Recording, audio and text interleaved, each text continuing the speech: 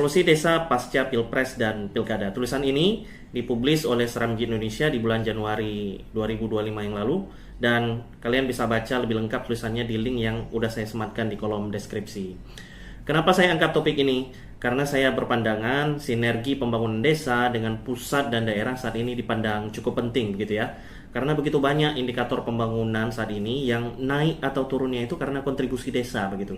Sebut aja kayak tingkat kemiskinan misalnya, stunting, pengangguran, pertumbuhan ekonomi, inflasi, kualitas manusia, dan masih banyak lagi. Jadi peran desa nggak bisa dipandang remeh untuk terlibat dengan capaian-capaian pusat dan daerah.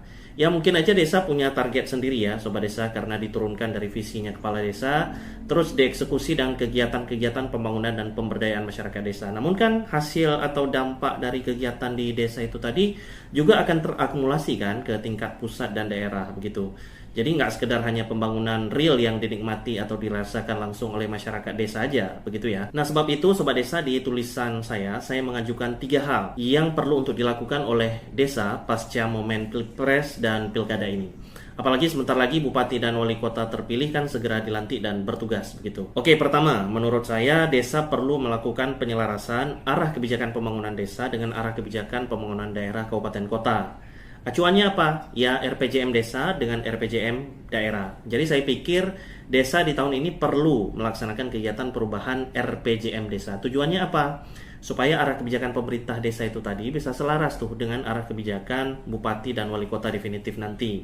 Mereka itu kalau mengacu ke Permendagri 86 2017 punya kewajiban menyusun dan menetapkan RPJM daerah kabupaten kota paling lambat 6 bulan habis dilantik.